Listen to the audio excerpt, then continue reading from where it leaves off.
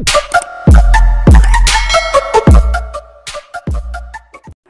mga master! Welcome back again to our channel. Panibagong araw, panibagong kabanata na naman ang pagsamasamayin natin ngayong araw na ito. At kung bago ka sa ating channel, pag-click ang subscribe button and hit the notification bell para updated kayo sa ating mga susunod na videos. So mga master, bago natin simulan ang ating kabanata ngayong araw na ito, huwag po sana natin skip yung ads mga master no, dahil malaking bagay na po yan sa ating munting channel. So simulan na natin kabanata ngayong araw na ito. Let's go! Kabanata 5111-5130. Kabanata 5111. Nang lumabas si James sa kaharian ng Orstellan, ang sekta na pinuno ng sekta ng Orstellan ay hindi maaaring maglaman ng kanyang kaguluhan. Sinabi niya, ito ang kapangyarihan ni Lady Tehila. Naaktibo niya ang bato ng Coloretua. Kahit na naramdaman ni Haring Marcy Ice na ang katawan ni James ay hindi pangkaraniwan. Maaari niyang maramdaman ang isang malakas na enerhiya sa katawan ni James na parang walang talo. James, lumakad si Haring Marcy Ice at lumitaw sa harap ni James. Sa isang ngiti, tinanong niya, ano ang sinabi sa iyo ni Lady Tehila? Wala. Hindi binanggit ni James ang isang salita tungkol sa mga bagay na naiwan ni Lady Tehila. Sa pagtingin kay Cray, tinanong niya, natapos ko na ang pagsubok. Maaari ko bang linangin ang sining ng Orstellan ngayon? Siyempre, ngumiti, sinabi ni Cray, inaktibo ni Lady Tehila ang kapangyarihan ng bato ng Coloretua, na nagpapatunay na kinikilala kanya. Mula ngayon, ikaw ang pinuno ng sekta ng Orstellan. Habang nagsalita siya, lumuhad siya sa isang tuhod. Pagbati, Sir James. Pagbati, Sir James. Si King Marcy Ice at ang mga alagad ng Orstellan sect ay lumuhad sa isang tuhod. Sige, bumangon ka. Iniwan ni James ang kanyang kamay. Sa sandaling ito, si Zayden at ang iba pa na nakakita ng eksena ay may malubhang pagpapahayag. Alam nila na nawala sila. Mula ngayon, hindi na nila maaaring labanan ang lahi ng tao at si James. Ama, umalis tayo. Napapanahon, nagsalita si Zizzle. Pagkatapos nito, umalis siya ng nagmamadali. Nang bumalik si James sa kanyang katinoan, iniwan na nila ang sekta ng Orstellan. Una nang nais ni James na gamitin ang pagkakataong ito upang mapupuksa ang Zizzle. Sa kasamaang palad, wala na siya. Ngayon, si James ay may iba pang mahahalagang bagay na dadalo, kasama na ang paglilinang ng sining ng Orstellan at sinira ang selyo ng sekta ng Orstellan. Kailangan niyang masira ang selyo ng sekta ng Orstellan sekta at hanapin ang ilaw ng Endless na natipon ni Thea at Wyatt. Pagkatapos, maaari niyang linangin ang kumpletong sining ng Herstellan. James, binabati kita. Naglakad si Thea ng may ngiti. Magaling ka, tatay, kamangha-mangha ka. Maraming mga powerhouse ng lahi ng tao ang lumakad ng paisa-isa. Manamham. Sa pamamagitan ng isang ngiti, binati sila ni James at sinabing, mayroon akong ilang mahahalagang bagay na dapat gawin. Dapat kayong manatili sa sekta ng Orstellan sa ngayon. James, naglakad si Taran. Nasugatan na siya mula sa nakaraang laban-laban kay James. Kapag nakipaglaban siya sa mga extraterrestrial na mga demonyo, ang kanyang mga pinsala ay naging mas matindi. Bilang karagdagan sa, nawala ang kanyang espiritual na katawan. Sa sandaling ito, mapatla ang kanyang mukha. Hindi siya maganda. Mr. Taran, tinawag ni James. Binabati kita sa pagiging pinuno ng sekta ng Orstellan at ang numero 1 powerhouse ng Endless. Aalisin ko ngayon. Plano kong bumalik at mabawi. Kapag sumalakay muli ang mga extraterrestrial demons, hindi ako babalik. Kukunin ko ang aking sandata at protektahan ang Endless. Pagkatapos nito, nawala si Taran. Sa pagtingin kay Wyatt, sinabi ni James, Wyatt, kailangan mo pa ring manatili sa sekta ng Orstellan ng ilang oras. Kapag nakitungo ako sa mga problema ng sekta ng Orstellan, tipunin namin ang 3 beam ng ilaw ng Endless at pag-aralan ang lihim ng Endless. Sige, inaasahan ito ni Wyatt. Nais din niyang pag-aralan ang iba pang 2 beam ng ilaw ng Endless. Gusto niyang maging mas malakas. Ang mga powerhouse na dumalo sa Orstellan Convention ay nag-iwan ng isa't isa. Maraming mga nabubuhay na nilalang ng lahi ng tao ang nanatili. Sa kabilang banda, si James ay nagsagawa ng isang seremonya ng sunod-sunod sa sekta ng Orstellan at naging pinuno ng sekta ng Orstellan. Nangangahulugan iyon na siya ay naging numero 1 powerhouse ng Endless. Sa likurang bundok ng sekta ng Orstellan, si James at ilang mga pangunahing alagad ng sekta ng Orstellan ay lumitaw kasama si Cray sa tingga. Nangunguna sa kanila ay isang mahiwagang pormasayon ng protection. Sinabi ni Cray, "Sir James, ang banal na site ng aming sekta ay nasa unahan. Ang banal na site ay isang mahusay na lugar upang maunawaan ang mga landas. Ang 3 beam ng ilaw ay ipinanganak dito. Narito rin ang Orstellan art na naiwan ni Lady Tahila. Panipi. Ang video na ito ay edited by Herban Storytelling. Kabanata 5112. Ang lokasyon ng sekta ng Orstellan ay espesyal. Ito ay nasa gitnang rehiyon ng Endless. Sa kabilang banda, ang banal na site ng sekta ng Orstellan ay kung saan ipinanganak ang ilaw ng Endless. Ito ay isang mahiwagang lugar upang maunawaan ang mga landas. Gayunpaman, mahirap pumasok sa banal na site at linangin. Noong nakaraan, kakaunti lamang ang nabubuhay na nilalang na maaaring makapasok sa banal na site at linangin. Sa taong iyon, ang Grand Priestess ng Orstellan Sect, na kilala bilang Lady Tahila. Pinag-aralan ang Orstellan art sa banal na site, naintindihan ang kamangha-manghang art ng Orstellan, at pumasok sa pinakamataas na ranggo. Ang pagtingin sa banal na site ng maaga. Sa pamamagitan ng isang pormasayon, sinabi ni Cray, pumasok din si Zirael sa banal na site para sa paglilinang. Nilikha niya ang Tenfold Realms Transcendent Sutra at ang mga kasanayan sa lagda. Habang nagsalita siya, tumingin siya kay James. Inaasahan ko kapag pumasok ka sa banal na site para sa paglilinang, makakakuha ka ng ilang paliwanag at lumikha ng mas malakas na kasanayan sa lagda. Nakatingin sa banal site ng maaga, tinanong ni James, maaari ba akong magdala ng Thea at Wyatt kasama ko sa banal na site? Pareho silang heavy beam ng Endless Light. Nais kong tipunin ang 3 beam ng ilaw ng Endless at pag-aralan ang mga ito. Panipi. Sa pamamagitan ng isang ngiti, sinabi ni Cray, ikaw ang pinuno ng sekta. Mayroon kang pangwakas na sabihin. Gamit nito, hinalinhan si James. Lahat, maaari kang umalis. Pupunta ako sa banal na site kasama sina Thea at Wyatt. Matapos sabihin iyon, hiniling niya sa iba na umalis. Sige, sabi ni Cray. Pagkatapos, siya at ang iba pang mga powerhouse ng sekta ng Orstellan ay naiwan. Samantala, umalis din si James sa lugar. Pumunta siya upang hanapin si Thea. Ang Thea ay nanatili sa sekta ng Orstellan pansamantalang. Bilang si James ang pinuno ng sekta, si Thea ay naging asawa ng pinuno ng sekta. Ang kanyang katayuan sa sekta ng Orstellan ay mataas. Nanatili siya sa likurang bundok ng tuktok. Dahil ang sekta ng Orstellan ay nasa gitna ng Endless na may tuktok na nasa gitna, ang lugar na naglalaman ng mahiwagang rhymes. Ito ay isang mahusay na lugar para sa paglilinang. Thea, lumitaw si James sa looban. Tumingin siya kay Thea, na nakaupo sa looban, at tumawag sa kanya. Kaagad, tumayo si Thea at lumakad ng madali. Sa paghila ng mga braso ni James, malumanay na tinanong niya, lahat ba ay nakitungo? O Tino. Sa isang ngiti, sinabi ni James, ngayon na ako ay naging pinuno ng sekta, makakapasok ako sa banal na site para sa paglilinang. Nais kong anyayahan ka at Wyatt na pumasok sa banal na site kasama ko. Matapos tipunin ang 3 beam ng ilaw ng Endless, maaari nating linangin at pag-aralan ang mga ito. Oo naman, natuwa si Thea. Hayaan at hanapin si Wyatt. Hinayla ni James si Thea kasama niya. Di nagtagal, lumitaw sila sa tirahan ni Wyatt. Wyatt, tinawag ni James. Sinulyapan ni Wyatt si James at tumanggo. Oo, ipinaliwanag ni James kung bakit siya dumating. Nang marinig iyon, naramdaman ni Wyatt na masaya. Alam niya kung paano mahiwagang ang ilaw ng Endless.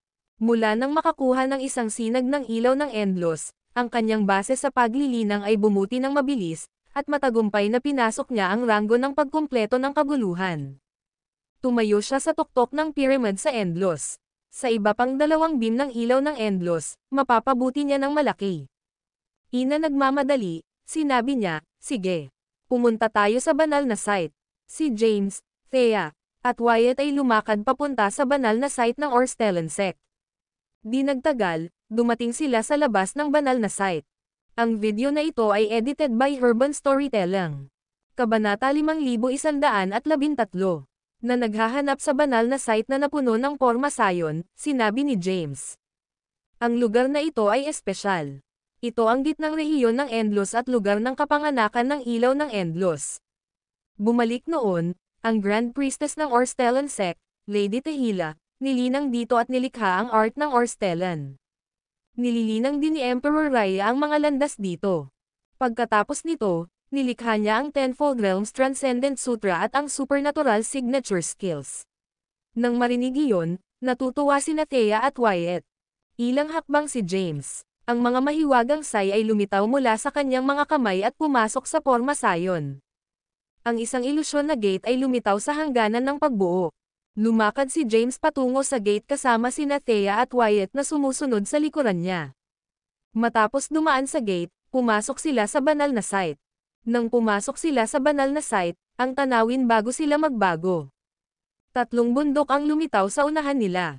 Ang mga bundok ay tila kaimahimala. Ang istruktura ng mga bundok ay hindi binubuo ng mga normal na bato ngunit mga inskripsyon, linya, at mga ugat. Sa mga bundok ay maraming mga halaman at puno. Ang mga halaman at puno ay hindi regular na halaman at puno. Sila ang pagkikristal ng mga landas. Nang masaksihan ang eksena, si James, Thea, at Wyatt ay natigilan. Walang alinlangan na ito ang santuaryo ng paglilinang ng sekta ng Orstellan. Kung maiintindihan ng isang tao ang anumang mga inskripsyon sa mga bundok, magiging isang malaking kapalaran. Si James, Thea, at Wyatt ay nagpalitan ng sulyap. Pagkatapos, lahat sila ay lumipad patungo sa isang bundok bawat isa. Ang bawat isa sa kanila ay lumitaw sa iba't ibang mga bundok. Pinatawag muna ni Thea ang ilaw ng Endlos. Nang lumitaw ang ilaw ng Endlos, ang bundok sa ilalim ng kanyang daing. Sa sandaling ito, ang bundok sa ilalim ng kanyang maliwanag na maliwanag. Ang mga inskripsyon, linya, at mga ugat ay tila nabuhay. Mabilis silang umiikot. Pinatawag din ni Wyatt ang kanyang ilaw sa Endlos. Nang lumitaw ang ilaw ng Endlos, ang bundok sa ilalim niya ay gumanti. Sa kabilang banda, ang kaluluwa ni James ay naging isa na may ilaw sa Endlos at pinagsama sa kanyang katawan. Nakaupo sa rurok ng bundok, tiningnan niya ang 2 beam ng Endlos light. Sa kanyang kaluluwa, lumitaw ang maraming mga inskripsyon. Ang mga inskripsyon ay lumabas sa kanyang katawan at nabuo ang isang halo sa itaas ng kanyang ulo. Pagkatapos, ang 3 beam ng ilaw ng Endlos ay muling lumitaw. Ang 3 beam ng ilaw ng Endlos ay lumitaw sa kalangitan sa itaas ng 3 bundok. Ang 3 beam ng ilaw ng Endlos ay gleamed at pinalabas ang kapangyarihan ng langit at lupa. Sa oras na ito, naramdaman ni Thea at Wyatt ang kataas-taasang lihim na nakatago sa ilaw ng Endlos. Nang walang pag-aatubili, nagmumuni-muni sila sa pag-iisa. Sinimulan nilang maunawaan at pag-aralan ang ilaw ng Endlos. Gayunpaman, hindi agad nagsimula si James. Ang kanyang katawan ay gawa sa mga bato ng Coloretua. Ang mga bato ng Coloretua ay nilikha ni Lady Tehila. Sa unang pagkakataon na sinalakay ng mga extraterrestrial demonyo si Endlos at sinira ang eroplano ng Endlos, si Lady Tehila ay dumating sa banal na site na ito ng Orstellan sect. Inipon niya ang kakanyahan at kataas-taasang inskripsyon ng lugar upang lumikha ng mga bato ng Coloretua. Ang mga bato ay ginamit upang maibalik ang mga Endlos. Ang natitirang mga bato ng Coloretua ay naiwan malapit sa sekta ng Orstellan. Sinimulan nilang sumipsip ng kakanyahan ng lugar at malapit ng mga anak ng mga bagong buhay. Gayunpaman, tulad ng mga bato ng Coloretua ay malapit ng mga anak ng mga bagong buhay, ang kaluluwa ni James ay pinagsama sa mga bato ng Coloretua. Ang kanyang pisikal na kapangyarihan ay isinaaktibo ni Lady Tehila sa kaharian ng Orstellan. Sa kabilang banda, ang kanyang kaluluwa ay nagbigay ng isang entrepok sa ilaw ng Endlos. Siya ay lubos na malakas. Ngayon, ang kanyang linya ng dugo ay mahina. Plano niyang linangin at pagbutihin ang kanyang linya ng dugo. Kailangan niyang ipasok ang 15 ranggo ng landas ng Marcy Ice.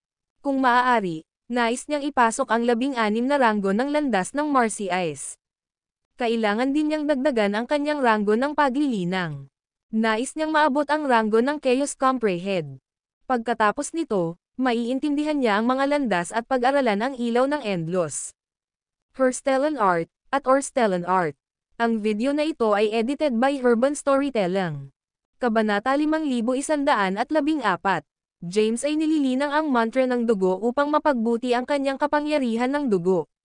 Nais niyang alisan ng takip ang pinakamalalim na bahagi ng kanyang kapangyarihan ng dugo. Sa kabilang banda, tahimik na nilinang ni Thea. Ang tatlong mga beam ng ilaw ng Endlos ay lumulutang sa kalangitan, na umiikot ng walang katapusang. Pinagsama ni Thea ang tatlong beam ng ilaw ng Endlos at nagsimulang pag-aralan ang lihim na pagtatago sa Endlos. Sa kanyang katawan, isang malakas na aura ang lumakas. Ang mga mahiwagang inskripsyon ay umiikot sa paligid ng kanyang katawan. Si Wyatt ay pinag-aaralan din ang ilaw ng Endlos. Ang oras ay hindi maaaring madama sa lugar. Tila lumipas ang isang sandali, ngunit sa parehong oras na parang lumipas ang mga taon. Ang oras ni na James, Thea, at Wyatt ay tumaas ng hindi sinasadya. Hindi alam kung gaano katagal lumipas, si Wyatt ang unang tao na nagbukas ng kanyang mga mata. Kapag binuksan niya ang kanyang mga mata, isang nakasisindak na aura ang sumabog mula sa kanyang katawan, birthing isang matinding kapangyarihan. Immortality, bulong ni Wyatt. Ang Endless Light at Herstellan Art ay kaimahimala. Ang bawat buhay na nilalang ay may ibang pag-unawa sa kanila. Matapos pag-aralan ang ilaw ng Endlos sa loob ng mahabang panahon, naintindihan ni Wyatt ang isang malakas na kasanayan sa lagda mula sa ilaw ng Endlos. Pinangalanan niya ang kasanayan sa lagda na Immortality. Bukod doon, ang kanyang base sa paglilinang ay hindi sinasadya. Nagpunta siya mula sa unang bahagi ng huling yugto ng ranggo ng pagkumpleto ng kaguluhan bago pumasok sa ranggo ng pagkumpleto ng kaguluhan. Nakatayo, tiningnan niya sina Thea at James sa malayo. Si Thea at James ay still, na naglilinang, kaya hindi sila ginulo ni Wyatt. Natapos ang kanyang paglilinang. Kahit na magpapatuloy siyang linangin, hindi niya maiintindihan ang anumang bago. Bukod, ang kanyang base ng paglilinang ay umabot sa rurok nito. Ang susunod na tagumpay ay ang pinakamataas na ranggo. Napakahirap na pumasok sa pinakamataas na ranggo. Magkakaroon siya ng isang mahirap na oras sa kabila ng pagiging sa santuaryo ng paglilinang ng Endlos. Hindi siya nagtagal sa lugar. Sa halip, pinili niyang umalis. Tulad ng para sa ilaw ng Endlos, pinag-aralan na niya ito at naintindihan ang isang bagay mula rito. Nilikha niya ang supernatural na kapangyarihan, immortalidad. Kaya, ang ilaw ng Endlos ay hindi nakapakipakinabang sa kanya. Hindi niya kinuha ang ilaw ng Endlos sa kanya. Iniwan niya ito doon. Kapag wala na siya, tanging sina James at Thea ang naiwan sa lugar. Si Thea ay nilinang ng mahabang panahon, at ang kanyang ranggo ng paglilinang ay nagmula sa maagang yugto ng ranggo ng Chaos Comprehend sa pagkumpleto ng kaguluhan sa pagkumpleto. Ranggo. Kahit na tumaas ang ranggo ng paglilinang, pinag-aaralan pa niya ang mga landas. Samantala pagkatapos umalis si Wyatt, binuksan ni Thea ang kanyang mga mata at dahan-daang tumayo. Ang mga mahiwagang inskripsyon ay umiikot sa paligid ng kanyang katawan. Isang malakas na aura ang lumitaw sa kanyang katawan. Siyam na lumiliko sa espiritual na sining, ungol ni Thea. Sa oras na ito, nakakuha siya ng maraming mula sa pagmumuni-muni sa pag-iisa at pag-unawa sa mga landas. Mula sa mahiwagang ilaw ng Endlos, lumikha siya ng isang walang katuturang lihim na supernatural na sining. Pinangalanan niya itong, siyam na lumiliko sa espiritual na sining. Ito ay mas malakas kaysa sa 10 beses na Realms Transcendent Sutra at 10 beses na Realms Transcendent Art. Ginamit ng Tenfold Realms Transcendent Art ang Tenfold Realms Transcendent Sutra upang maisaaktibo ang 10 kataas-taasang kapangyarihan sa Endlos. Sa kabilang banda, ang siyam na lumiliko sa espiritual na sining ay nagbabalik ng isang lakas ng isang beses. Ang bawat baligtad ay magiging sanhi ng lakas na maging mas malakas at kakilakilabot. Matapos ang siyam na baligtad, ang kapangyarihan ay lubos na mapapawi ang 10 beses na Realms Transcendent Art. Natapos ang paglilinang ni Thea. Pinili niyang umalis sa lugar. Iniwan din niya ang ilaw ng Endlos. Ngayon, si James lamang ang naiwan. Hindi sinimulan ni James na maunawaan ang mga landas. Sa lahat ng oras na ito, pinapabuti niya ang kanyang kapangyarihan ng dugo. Ang lugar ay mayaman sa enerhiya ng langit at lupa. Bukod dito, mayroon siyang mantra ng dugo, na nagpabuti ng kanyang kapangyarihan ng dugo. Sa makatuwid, nagawa niyang gumawa ng mabilis na pagsulong. Hindi alam, ang kanyang kapangyarihan ng dugo ay umabot sa parehong antas ng kanyang katawan at kaluluwa. Ang video na ito ay edited by Urban Storytelling. Kabanata 5115. Sa sandaling ito, nagkakaroon ng pambihirang tagumpay si James. Sinusubukan niyang magkaroon ng isang pambihirang tagumpay sa Marcy Ice Path. Matapos bumuti ang kanyang bloodline power, madali siyang nakapasok sa 15th rank ng Marcy Ice Path. Ang tatlong bulaklak ay nagtipon sa itaas ng kanyang ulo, na bumubuo ng tatlong halos. Tuloy-tuloy na nagsanib ang tatlong halo at nakabuo ng nakakasilaw na liwanag. Kasunod ng pagtaas ng aura ni James, patuloy ang pag-ikot ng liwanag. Sa huli, nakabuo ito ng usbong. Ang usbong ay naglabas ng nakakasilaw na liwanag. May mga usbong sa usbong na naghihintay na palabasan. Parang anumang oras ay mamumukadkad ito. Isang usbong ang dumampi sa ulo ni James. Pumasok si James sa state of path comprehension. Hindi siya nanatiling walang ginagawa.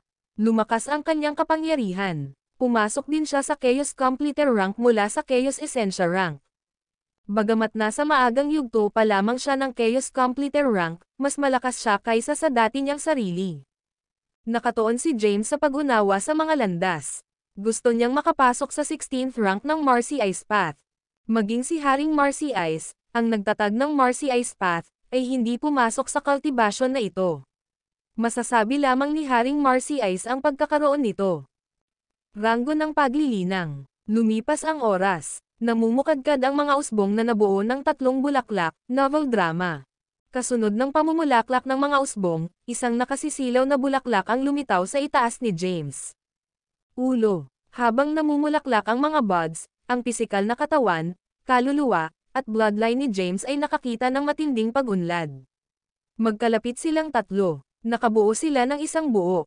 Habang nagsanib ang tatlong kapangyarihan, bumuo sila ng mas makapangyarihang martial path power. Ang kapangyarihan ay nabuo ng kanyang pisikal na katawan, kaluluwa, at linya ng dugo. Ang kapangyarihan ay nagmula sa kanyang buong katawan at kaloob-looban, ngunit ito ay ang taas ng ang kapangyarihan ng puso. 16th rank of the Marcy Ice Path, Trescentia Completer, mahinang bulong ni James. Bigla niyang binuksan ang kanyang mga mata. Pagkatapos, ang bulaklak sa itaas ng kanyang ulo. Nawala. Nauwi ito sa isang malakas na kapangyarihan na dam alloy sa buong katawan niya. Pagkaraan ng mahabang panahon na paglilinang, sa wakas ay nakapasok na siya sa ranggo ng paglilinang ng landas ng Marcy Ice na kahit si Haring Marcy Ice ay hindi naabot. Gumawa si James ng kabuuan. Bagong cultivation rank ng Marcy Ice Path, ang 16th rank of the Marcy Ice Path. Pinangalanan niya ang cultivation rank na Trescentia Completer rank. Hindi niya alam kung gaano siya kalakas sa mga sandaling iyon. Ang alam niya lang ay mas malakas siya kaysa dati.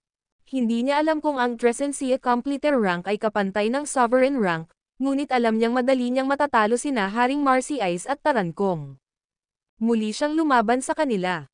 Siya ay nagkaroon ng isang pambihirang tagumpay sa Marcy Ice Path at pumasok sa isang hindi pa nagagawang cultivation rank. Gayunpaman, hindi pa natapos ang pagmumuni-muni ni James sa pag-iisa. Hindi niya pinag-aralan ang endless light at naperpekto ang kanyang porma sayon. Siya ay nasa maagang yugto pa lamang ng Chaos Completer rank. Ang kanyang kapangyarihan ay mayroon pa ring puwang para sa pagpapabuti. Kung maabot niya ang Consummation Chaos Completer rank, naniniwala siyang kaya niyang talunin ang isang powerhouse ng Sovereign rank. Sinimulang pag-aralan ni James ang tatlong sinag ng endless light. Si Thea at Wyatt ay umalis sa lugar, ngunit ang tatlong sinag ng endless light ay nasa itaas pa rin ng tatlong bundok. Nang simulan ni James na pag-aralan ang endless light, nagsimula itong kumilos. Nagtungo ito sa gitnang rehiyon. Ang tatlong bundok ay gumagalaw din patungo sa gitnang rehiyon. Dahan-daang nagtipon ang tatlong sinag ng endless light at nagsimulang magsanib. Pinagsama-sama rin ang tatlong bundok. Nakaupo si James sa isang lotus position sa tuktok ng isang bundok. Sa oras na ito, ang kanyang katawan ay nahahati sa tatlong bahagi: bloodline, kaluluwa, at pisikal na katawan. Ang kanyang katawan ay nahahati sa 3 bahagi at na-assimilated sa 3 bundok. Habang ang 3 bundok ay nagsanib, ang kanyang katawan, na nahahati sa 3, ay muling pinagsama. Bumubuo ng isang kabuuan. Sa sandaling ito, tila may naintindihan si James. Isang misteryosong porma sayon ang lumitaw. Ang video na ito ay edited by Urban Storytelling. Kabanata 5116. James' physical body, bloodline, at kaluluwa ang pumasok sa 3 bundok. Ang endless light ay dina-assimilated sa mga bundok. Ibig sabihin nito ang kanyang pisikal na katawan, kaluluwa, at bloodline ay pumasok sa ilaw ng endless. Kasalukuyang form. Isang boses ang tumunog mula sa lugar. Kasunod ng tunog, ang mga pagbabago ay nangyari sa 3 bundok. Hindi mabilang na mga inskripsyon at linya na natipon, na bumubuo ng isang katawan. Ang katawan ay si James. Sa kabilang banda, ang pagbuo ay patuloy na paikutan. Kapag nabuo ang kanyang kasalukuyang form, naintindihan ni James ang mga inskripsyon na nakatago sa ilaw ng endless. Naintindihan niya ang lihim ng endless. Ang kanyang porma sayon ay matagumpay. Kaagad, hindi mabilang na mga pagbabago ang nangyari. Pagkatapos, ang pagbuo ay assimilated sa kanyang katawan. Ang kanyang katawan ay ang pagbuo. Ang porma sayon ay kanya. Naunawaan niya kung ano ang kinakatawan ng anino sa porma sayon. Ito ay tulad ng nahulaan ni Haring Marcy Ice. Ang isa ay kumakatawan sa nakaraang form, na siyang dating katawan. Ang isa ay ang kanyang hinaharap na porma, na kung saan ay ang kanyang hinaharap na katawan. Sa sandaling ito, sa pinakamalalim na bahagi ng kanyang kaluluwa, isang memorya na nasil sa loob ng mahabang panahon ay lumitaw. Naalala niya ang nakaraan niya. Sa labas ng endless, napakalaki ng gitnang eroplano. Ang eroplano ay hinati ng hindi mabilang na mga powerhouse. Ang powerhouse na sumalakay kay endless ay isa sa kanila. Gayunpaman, mga taon na ang nakalilipas, mayroong isang peerless powerhouse sa eroplano. Ang powerhouse ay kilala bilang Lord Supreme. Noong nakaraan, si James ay si Lord Supreme.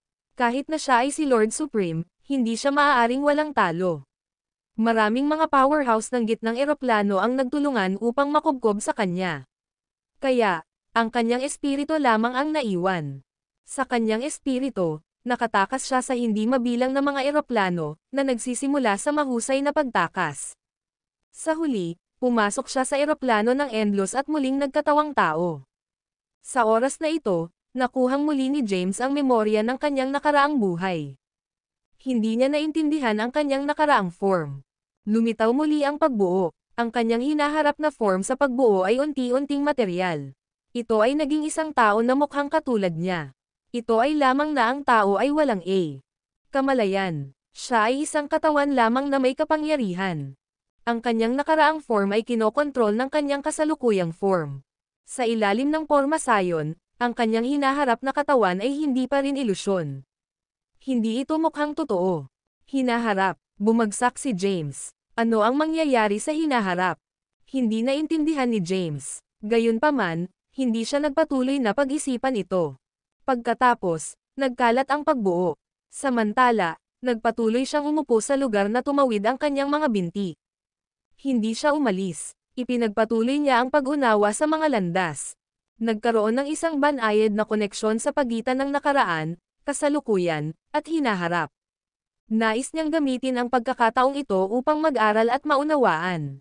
Ano ang hinaharap? Si James ay nasa malalim na pag-iisip. Umupo siya sa lupa sa isang posisyon ng lotus. Walang hinaharap. Maya-maya, isang boses ang tumunog mula sa lugar. Mayroon lamang ang nakaraan at sa kasalukuyan. Walang hinaharap. Ang tinatawag na hinaharap ay extrapolated ng maraming grand supernaturals gamit ang mga trick ng makalangit na landas. Ang hinaharap ay napuno ng mga kawalan ng katiyakan. Anumang maaaring mangyari sa hinaharap. Ang bawat buhay na nilalang ay maaaring lumikha ng isang hinaharap at baguhin ang hinaharap. Tahimik na naintindihan ni James ang mga landas. Ang video na ito ay edited by Urban Storytelling. Kabanata 5117. Sa sandaling ito, tila naintindihan ni James. Lumakad siya palabas ng puwang. Parang naglalakad na siya sa labas ng espasyo, ngunit siya ay talagang nakaupo pa rin sa parehong lugar. Mula nang maglakad siya palabas, lumikha na siya ng hinaharap. Ito ay lamang na ang hinaharap ay pag-aari lamang sa kanya. Hindi ito ang kinabukasan ng libo-libong mga nabubuhay na nilalang ng Endlos. Naglakad siya patungo sa hinaharap at nagsimulang magtanim. Ang kanyang hinaharap na form ay unti-unting materialized. Ang isang porma sayon ay lumitaw sa lugar. Ang pagbuo ay palaging nagbabago. Ito ay hindi mababawas. Sa pagbuo, isang tao ang nakaupo sa lupa gamit ang kanyang mga binti na tumawid. Ang tao ay may dugo at laman. Mukha siyang totoo. Sa ilalim ng pagbuo ay isang anino din. Dahan-dahan, ang anino ay naging materialized. Ang eksenang ito ay tila tumagal ng mahabang panahon, ngunit sa parehong oras, tila ito ay tumagal lamang ng ilang sandali. Pagkaraan ng ilang sandali, nawala ang pagbuo. Nawala din ang figure sa pagbuo. Ang tanawin ay nagbago muli. Ang ilaw ng Endlos at ang tatlong bundok ay nawala na. Ang mga inskripsyon ay wala ring makikita. Ang naiwan ay isang tao sa isang itim na balabal. Dahan-daang bumangon ang lalaki. Ang nakaraan, kasalukuyan, at hinaharap ay pinagsama. Kumpleto ang pagbuo. Ano ang dapat tawagan ng pormasyong ito? Tumayo si James at nagbulong. Sa pag-iisip ng ilang sandali, mahinang sinabi niya, tawagin natin itong Tresensia kompletong sining. Ang pagkumpleto ng Tresensia ng landas ng Marcy Ice at ang supernatural. Napakaganda nito, panipi. Matapos ay scan ang kanyang paligid, nagmarcha siya pasulong at umalis sa lugar na ito. Nang maglakad palabas ng banal na site, nakita niya ang mga espiritual na bundok at lupain. Nang makita iyon, nahulog si James. Sa oras na ito habang nagmumuni-muni sa pag-iisa, naalala niya ang nakaraan. Nalaman niya ang ilang mga bagay tungkol sa gitnang eroplano. Naalala niya ang kanyang nakaraang pagkakakilanlan. Siya ay Lord Supreme ng gitnang eroplano. Siya ay isang walang awa na pag-iral. May gagawin siya upang makamit ang kanyang pakay. Masasabi na masama siya. Matapos makaranas ng maraming bagay sa Endlos, ang enerhiya ng demonyo sa kanyang puso ay umalis. Ito ay naramdaman. Panipi. Kinalat ni James ang kanyang mga bisig at niyakap ang mundo. Nakaramdam siya ng lundo at masaya. Honey. Isang nakamamang ginang ang lumakad kay James. Nakasuot siya ng itim na damit. Ang kanyang figure ay kaaya-aya. Ang kanyang mga tampok sa mukha ay maislan. Nakasuot siya ng maliwanag na ngiti. Sa pagtingin kay Thea, na naglalakad, kumalat si James at niyakap siya. Hinawakan niya si Thea sa kanyang mga bisig, inhaling isang malabo at kaakit-akit na amoy.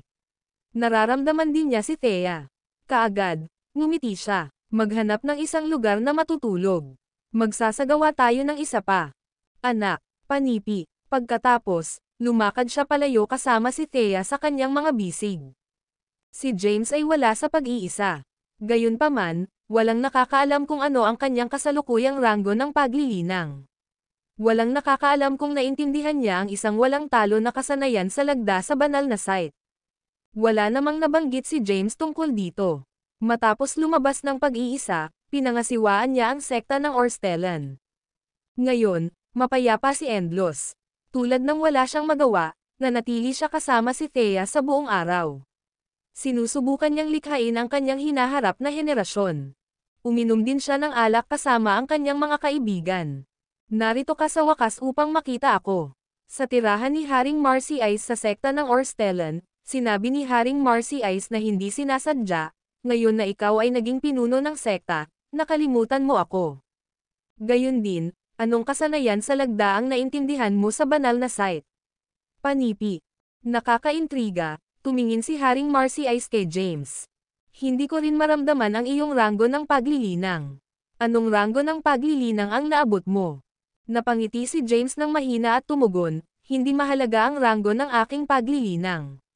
Alamin lamang na kung ang mga extraterrestrial na mga demonyo. Luho ng pagbabalik sa kung saan sila nanggaling.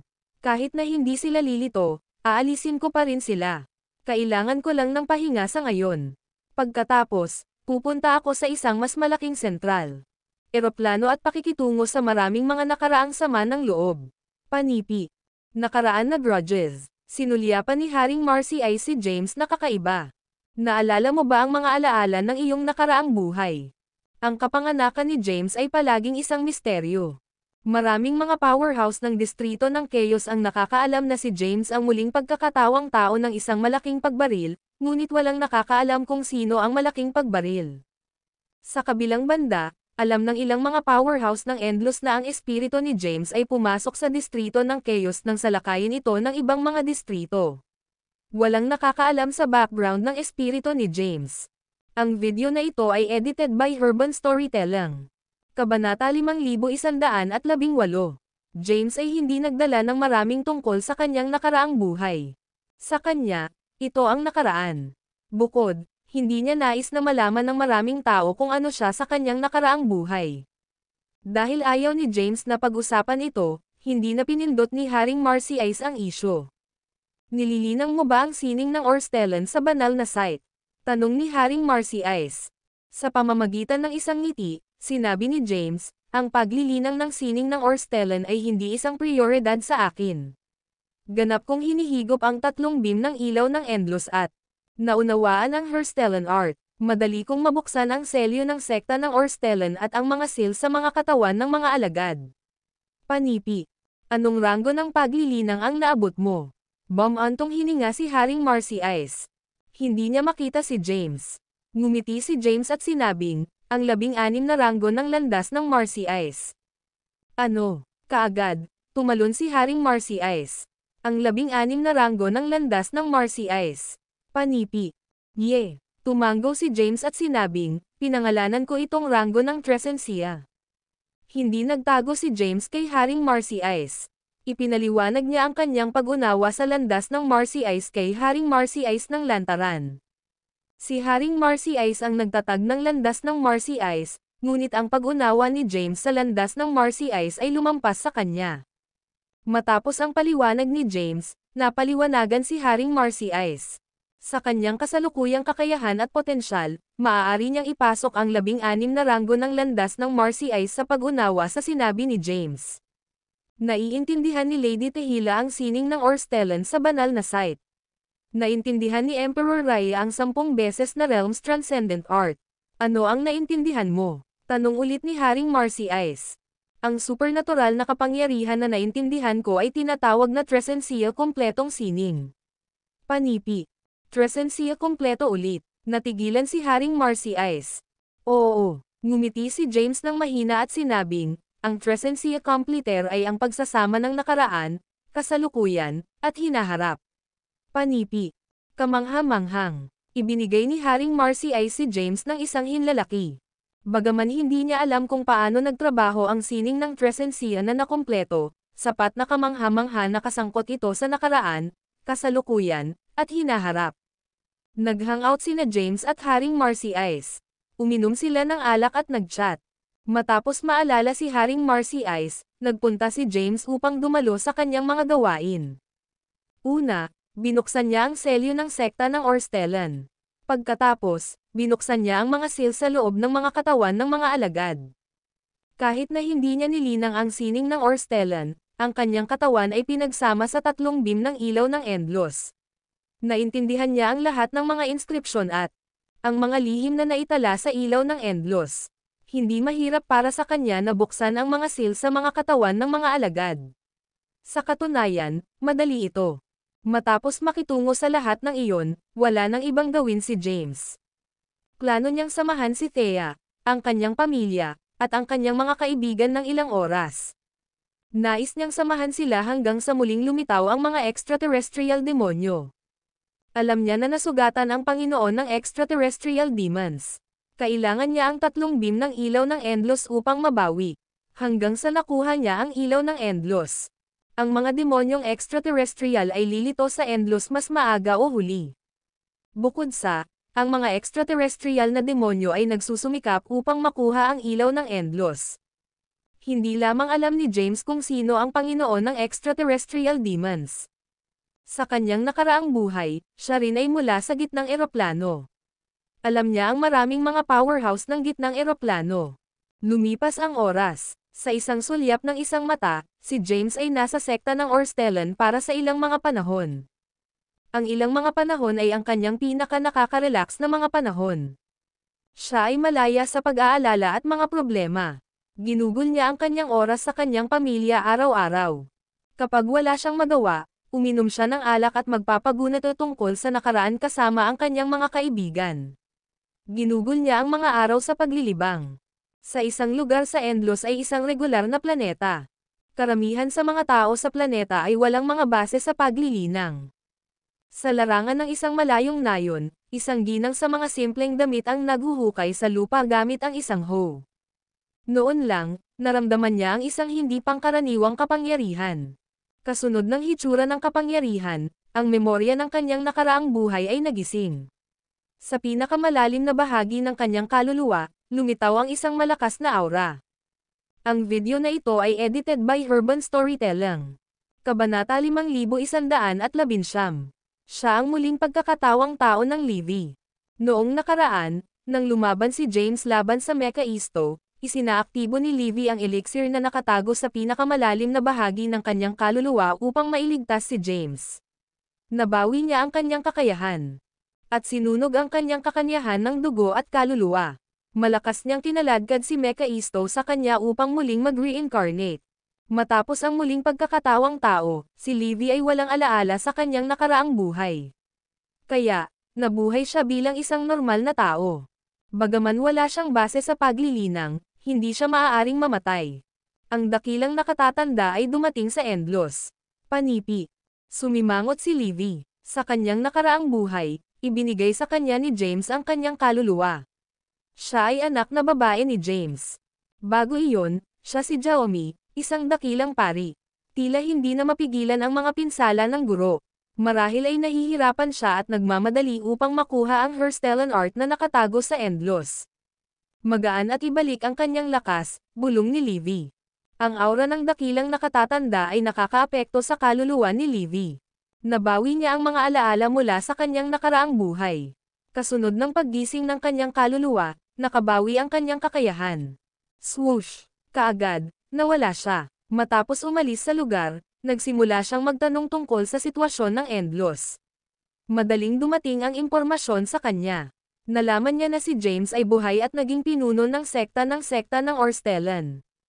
Kaagad, tumungo si Livy sa sekta ng Orstellan.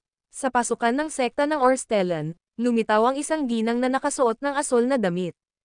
Agad siyang huminto sa pasukan. Ipaalam kay James na nais ni Livy na makilala siya, magalang na sinabi ni Livy. Kahit na siya ay magalang, ang kanyang aura ay masama. Sa makatuwid, ang mga alagad ng sekta ng Orstellan ay hindi komportable. Sino ito? Isang tamad na tinig ang tunog. Pagkatapos, si Haring Marcy Ice ay naglakad palabas ng pagbuo ng pasukan. Sinulyapan niya si Livy. Nang madama ang isang hindi pangkaraniwang aura mula kay Livy, naging maingat siya. Nakatitig siya kay Livy. Ano ang isang masamang aura? Hindi ka mula sa Endlos. Ikaw ba ay isang extraterrestrial na demonyo? Tinitigan ni Haring Marcy ay si Livy, nakaaya-aya. Hindi itinago ni Livy ang kanyang aura at pagkakakilanlan. Sa totoo lang, aniya. Tama iyon. Ako ang pangatlong commander ng pangalawang pagsalakay sa Endlos. Ako si Jaomi. Ako rin ang anak na babae ni James na si Livy. Panipi. Nang marinig iyon, naintindihan ni Haring Marcy Ice. Ikaw. Alam niya ang tungkol kay Livy. Alam din niya na si James ay nakaligtas lamang dahil kay Livy. Kung hindi man, mamatay si James sa mga kamay ni Mekaisto. Dalhin mo ako kay James, sabi ni Livy. Tumayo. Inihayag ni Haring Marcy Ice ang kanyang kamay.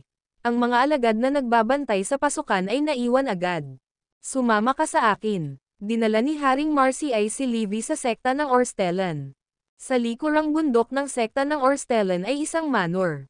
Sa manor ay isang chessboard. Si James ay naglalaro ng chess kasama ang master ng dugo ng ninuno. Ngumiti si King Marcy Ice at sinabing, James, ang iyong anak na babae ay narito upang makita ka. Tumayo si James at lumingon. Nang makita si Livy, siya ay nakuha. Sa kabutihang palad, sinabi niya, Livy, ikaw ito. Tatay, tinawag na Livy. Pagkatapos, mahigpit na sinabi niya, naramdaman ko ang aura ng dakilang nakatatanda. Ang dakilang nakatatanda ay lumitaw sa Endlos. Di nagtagal, darating ang tinatawag na mga demonyong extraterrestrial. Oh, sabi ni James nang walang pag-iingat. Ang video na ito ay edited by Urban Storytelling. Kabanata 5120. Tieng na si James ay walang malasakit, mahigpit na sinabi ni Livy, "Tatay, alam mo ba kung paano nakakatakot ang dakilang nakatatanda? Kung darating siya ng personal sa oras na ito, si Endlos ay makukuha sa kanya." Sa pagtingin kay Livy, tinanong ni James, "Livy, sino ka bago ang iyong nakaraang buhay?" Inikat niya ang kanyang kamay, at lumitaw ang ilang mga upuan. Itinuro ang mga upuan, gestured siya para umupo sina Haring Marcy Ice at Livy. Umupo si Haring Marcy Ice. Nais din niyang malaman ang background ni Livy. Gusto niyang malaman kung ano ang sekta na naruroon niya. Naupo din si Livy. Huminga ng malalim, sinabi niya, "Ang Endlos ay isa sa maraming mga eroplano. Ako ay mula sa gitnang eroplano. Ang gitnang eroplano ay isa sa pinakamalakas na eroplano. Nahati ito up ng maraming mga powerhouse. Galing ako sa isang lugar na tinatawag na Emmer Island. Ako ang Grand Priestess ng Emmer Island. Ang aking guro ay ang isla ng Panginoon ng Emmer Island." Panipi. Fenton Newman. Hindi mapigil ang sumimangot si James. Ano ang mali? Napahiya si Livy. Nagulat, tiningnan niya si James at sinabing, "Tatay, alam mo ang pangalan ng aking guro." "Dolly," sinabi ni James, "isa siya sa 10 powerhouse ng gitnang eroplano." "Siyempre alam ko ang kanyang pangalan." Hinaplos ni James ang kanyang mga templo. Hindi niya inaasahan ang mastermind sa likod ng pag-atake ng Endlos na maging isla ng Panginoon ng Emmer Island, Fenton. Sino ang dakilang nakatatanda ng Emmer Island? Ano ang ranggo ng kanyang paglilinang? Tanong ni James. Alam lamang ni James ang tungkol sa isla ng Emmer Island. Wala siyang ideya kung sino ang dakilang nakatatanda ng Emmer Island. Hindi niya binigyan ng pansin ang mga bagay na ito sa nakaraan. Sa pamamagitan ng isang malubhang pagpapahayag, sinabi ni Livy, ang dakilang nakatatanda ay si Lorwil Lassa.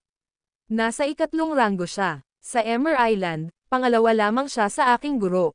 Hindi pa pumasok si Fenton sa ranggo ng Celestial, di ba? Tanong ni James. Sa nakaraang buhay ni James, madali niyang talunin si Fenton. Kahit na si Fenton ay kilala bilang isa sa 10 powerhouse ng gitnang eroplano, nasa ilalim siya ng ranggo. Bukod, ang pagraranggo na ito ay nilikha ng mga idol na buhay na nilalang. Ang mga Panginoon ng maraming makapangyarihang eroplano ay maaari ring talunin si Fenton. Kahit na, nakuhang muli ni James ang mga alaala sa kanyang nakaraang buhay hindi masyadong matagal. Sa panahon ng labanan sa kanyang nakaraang buhay, halos mabugbog siya hanggang sa kamatayan. Ang kanyang espiritu lamang ang nakatakas. Bagaman nilinang niya ang pagkumpleto ng Tresensia, ang kanyang kasalukuyang pagkumpleto ng Tresensia ay hindi ang pinakamalakas sa mga kapangyarihan na ginamit niya. Ang dakilang nakatatanda ay nasa pinakamataas na ranggo. Walang dapat alalahanin. Ipinagpatuloy ni James, hanggat si Fenton ay hindi dumating sa personal, wala akong matakot. Kahit na siya ay dumating sa personal, baka hindi ako matakot. Panipi. Ngayon, kahit na ang ranggo ng paglilinang ni James ay hindi mataas, alam niya na nasugatan si Fenton. Si Fenton ay hindi sa kanyang rurok. "Tatay, ikaw." Sobrang nagulat si Livy na hindi siya nagsasalita. Isang panahon lamang ito. Paano naging misteryoso si James? Paano niya nalaman ang tungkol sa mga gawain sa gitnang eroplano? Alam din niya ang pangalan ng guro ni Livy. Hindi ipinaliwanag ni James ang lahat ng ito. Sa pagtingin kay Livy, ngumiti si James at sinabing, "Dahil narito ka, manatili sa Orstellan sect. Kung si Lor ay nang ahas na magpakita, si Endlos ang magiging libing niya."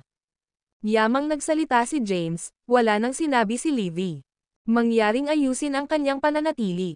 Tumingin si James kay Haring Marcy Ice. Walang problema. Tumayo si Haring Marcia. Tumingin siya kay Livy at sinabing, "Sumama ka sa akin." Ang video na ito ay edited by Urban Storytelling. Kabanata 5121. Livy ay tumayo at sinabing, "Tatay, aalis na ako ngayon." "Sige." Kumaway si James. Pagkatapos, umalis si Livy kasama si Haring Marcy Ice. Sa pag-alis nila, lumakad siya ng malapit sa likuran niya at tinanong, "Ano ang nangyari mula noong huling Enterpop?" Ngumiti si Haring Marcy Ice at sumagot, "Maraming nangyari. Ang iyong ama ay hindi na ang taong siya ay nakipaglaban kay Mekaisto noon. Mas malakas siya. Ngayon, panipi, kahit na siya ay mas malakas, siya ay magiging sa pinakamataas na ranggo. Paano siya mananatiling kalmado kapag nakaharap sa dakilang nakatatanda sa pinakamataas na ranggo? Livy. Nagtanong na may pag-aalala. Sa pagkakaalam niya, ang eroplano ng Endlos ay isang maliit na eroplano lamang ng pagkakaroon. Sa kabila ng malaking potensyal at kapangyarihan nito, ang pag-abot sa pinakamataas na ranggo ay nangangahulugang maabot ang pinnacle.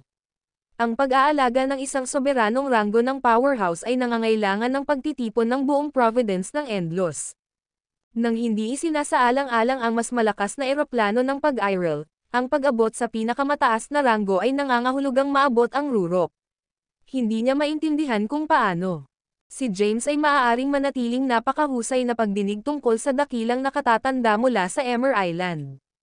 Wala akong ideya. Nagkibit-balikat si Haring Marcy Ice. Hindi ko alam ang kasalukuyang tunay na lakas ni James. Ang alam ko lang na siya ay nasa Chaos Essentia Rango bago ang pagpasok sa Holy Site ng Orstellan Sect para sa paglilinang. Sa aking pagtatantya, ang pinaka-nakamit niya sa kanyang oras sa banal na site ay ang ranggo ng Chaos Comprehened. Sino ang nakakaalam sa kung saan ang kaharian na siya ay kasalukuyang naninirahan, sabi ni Haring Marcy Ice. Sa kabila ng kanyang kawalan ng kakayahang matukoy ang kasalukuyang kaharian ni James, tiniyak siya ni James na binubuo ng demonyo na walang dapat alalahanin. Nakakakita ng frown ni Livy, ngumiti siya ng matiyak at sinabing, huwag kang mag-alala. Sa pagbabantay ni James sa bahaging ito ng Endlos, magiging ligtas ito. Inaasahan ko ito. Napabuntong hininga si Livy. Noong nakaraan, si Endlos ay nakatagpo lamang ng pinakamataas na ranggo ng ranggo. Kahit na sa ikalawang pagsalakay, ang mahusay na commander ng mga demonyo ng extraterrestrial ay higit sa maagang yugto ng pinakamataas na ranggo. Sa oras na ito, ang dakilang elder na darating ay isang soberanong pangatlong ranggo ng ranggo. Tunay na nag-aalala si Livy na maaaring hindi makatiis si Endlos.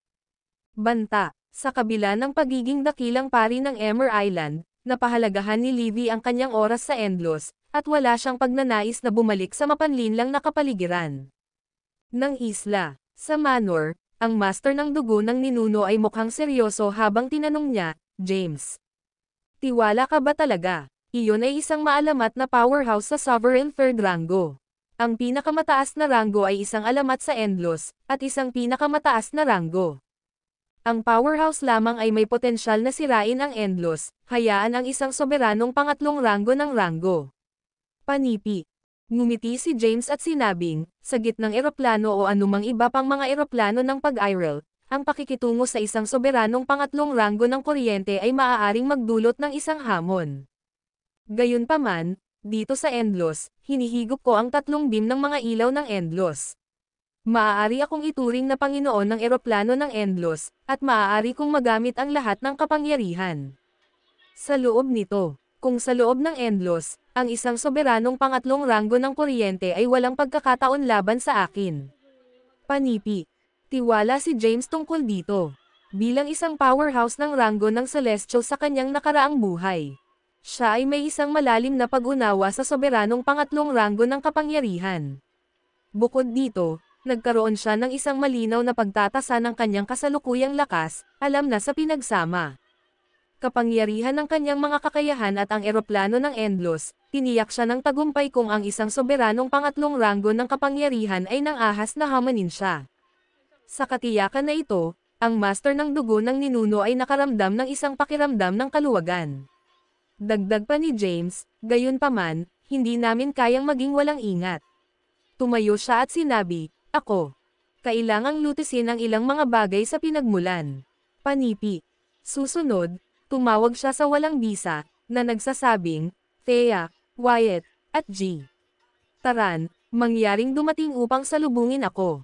Inilaan ni James na harapin ang extraterrestrial demon sa labas ng Infinity City at ang isa na nakagugulo sa pinakamalalim na bahagi ng mundo ng pagdurusa. Ang mga banta na ito ay nag-post. Isang makabuluhang pag-aalala para sa eroplano ng Endlos. Ang Emmer Island ay naglulunsad ng mga pag-atake sa Endlos mula sa iba't ibang lugar. Para sa kanila, ang labanan ay palaging nagpapatuloy.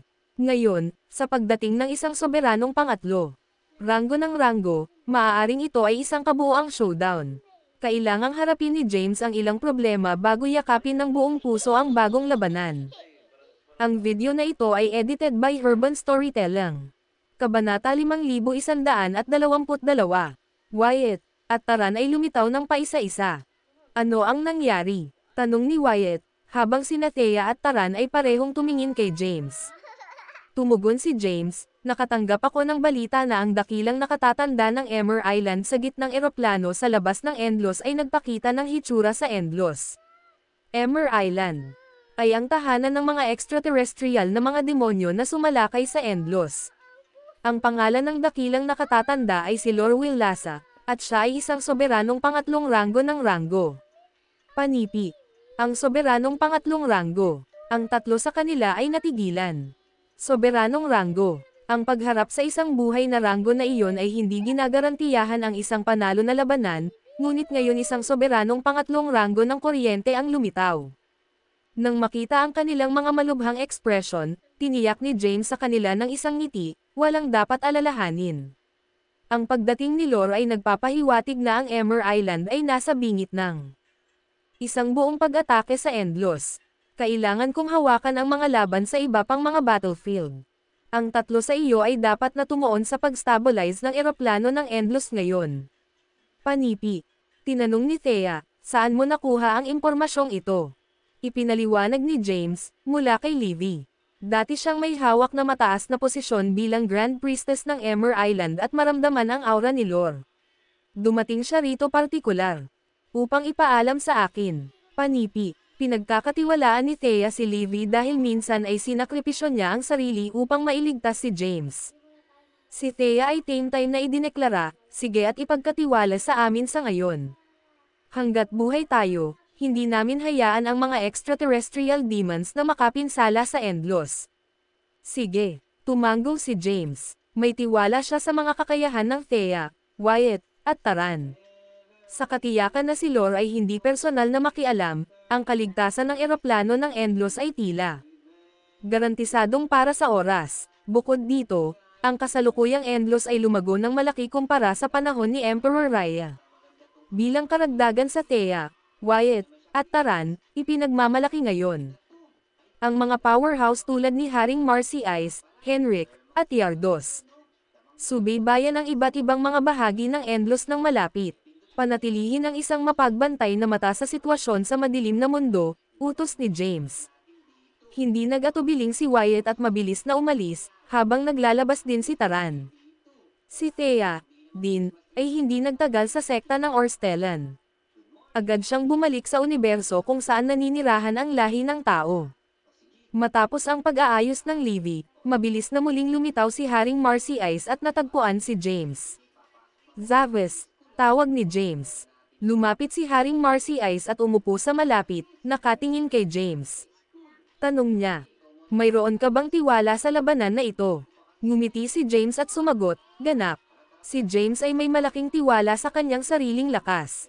Hanggat ang isla ng Panginoon ng Emmer Island ay hindi nagpakita ng personal, ang labanan na ito ay magiging isang tiyak na tagumpay para sa Endlos. Si Lore lamang ay hindi magagawang pukawin ang anumang problema sa Endlos. Sa unang labanan, pinino ni Lady Tehila ang bato ng Coloretua upang ayusin ang kalangitan at protektahan ang Endlos. Sa ikalawang labanan, nagsakripisyo si Emperor Raya A. Bahagi ng kanyang kaluluwa upang malubhang nasugatan ang mahusay na commander ng mga demonyo ng extraterrestrial. Gayun din, sa labanan na ito, protektahan natin ang Endlos, sabi ni James. Sa mga nakasisiglang salita, nadama ng madali si Haring Marcy Ice. Sa pagtingin kay James, tinanong niya, ano ang kailangan mong gawin? Sumagot si James, ikaw ang mangangasiwa sa sekta ng Orstellan. Kung ang mga demonyong extraterrestrial ay talagang naglulunsad ng isang pag-atake sa Endlos, ipahiram ang iyong suporta kay Wyatt at Taran. Panipi, kumusta naman kayo? Tanong ni Haring Marcy Ice. Sumagot si James, ang larangan ng digmaan ay hindi limitado sa isang lugar. Mula sa sandaling ang eroplano ng Endlos ay umiral, inaatake ng Emmer Island si Endlos. Ang labanan ay umaabot sa ilog ng oras, at ang pakikibaka sa pinagmulan ng oras ay hindi pa nakarating sa isang conclusion. Dapat akong pumunta sa pinagmulan ng oras upang dalhin ito. Labanan sa isang resolusyon. Inaatake ng Ember Island ang Endless mula sa iba't ibang mga punto, at mayroon ding larangan ng digmaan sa pagtatapos ng mundo ng pagdurusa. Kailangan kong makitungo ang mga problemang ito bago ganap na yakapin ang paparating na labanan. Panipi, kailangan mo ba ng tulong ko? Tanong ni Haring Marcy Ice. Hindi sa ngayon, sagot ni James. Kailangan mo lang na mag-ingat sa sekta ng Orstellan. At, Panipi, ang video na ito ay edited by Urban Storytelling. Kabanata 5123.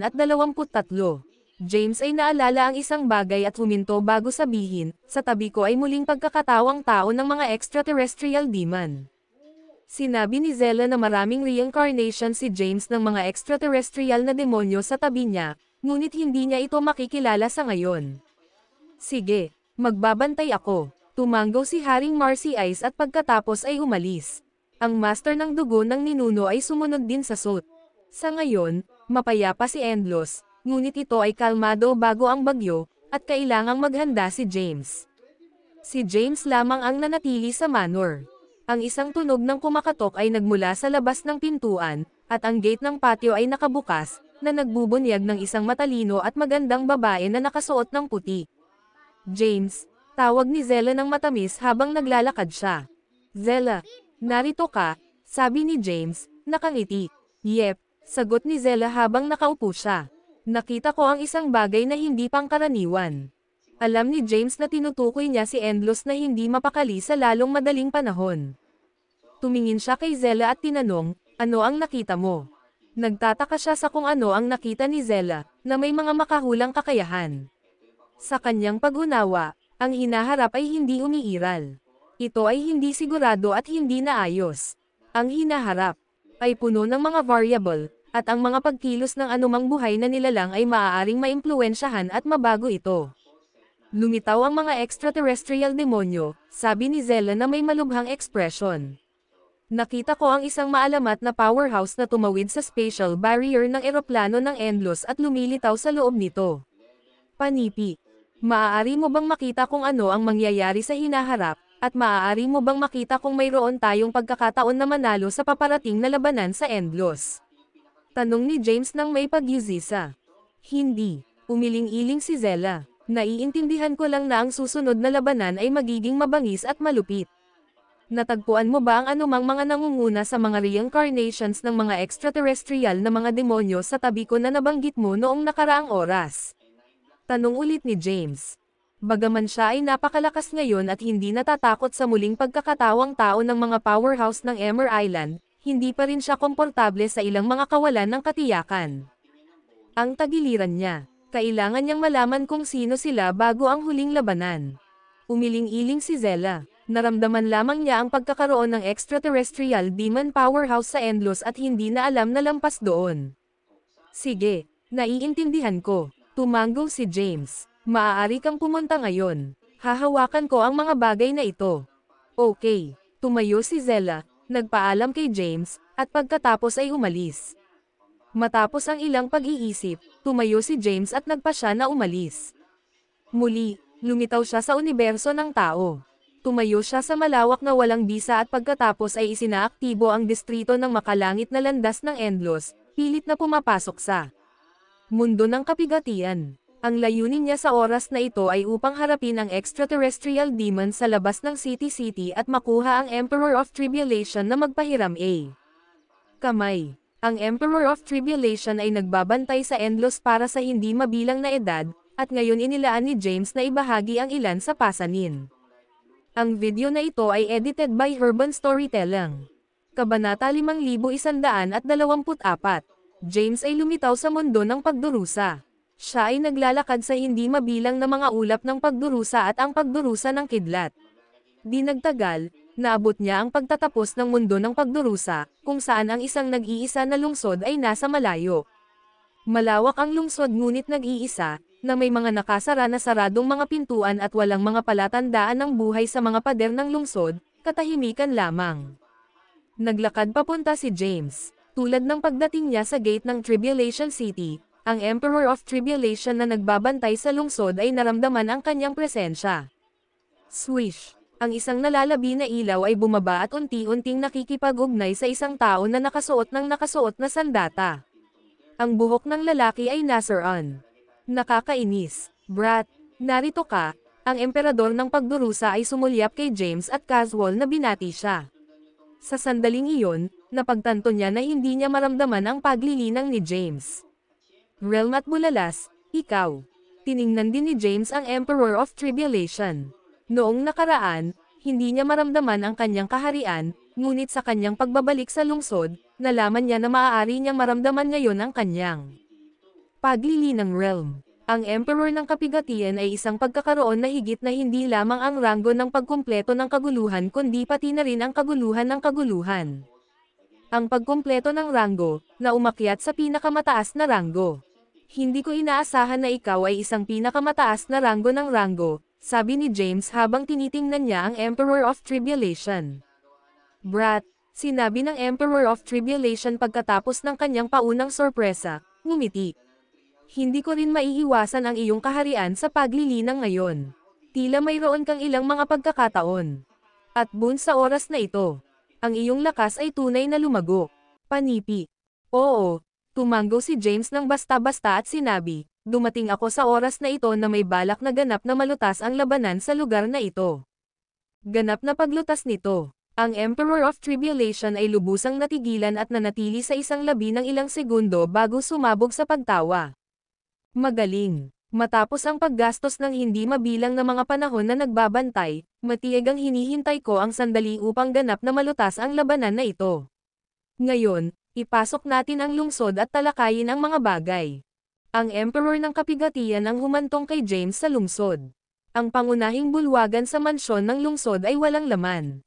Inanyayahan ng Emperor of Tribulation si James na umupo ng casual, at sumunod si James. Noon lamang nagsimulang magsalita ang Emperor of Tribulation. Bumalik noon. Kapag ang mga powerhouse mula sa iba pang mga eroplano ng pagkakaroon ay sumalakay sa mga Endlos, maraming mga powerhouse mula sa Endlos United upang mabuo ang sekta ng Orstellan. Sama-sama, sila. Nagsimula ng isang nagkakaisang pagtutol laban sa mga extraterrestrial demonyo. Panipi. Habang ikinwento niya ang mga kaganapang ito, nawala ang pag-iisip ng Emperor of Tribulation. Hindi alam sa kanya, hindi mabilang na edad ang lumipas.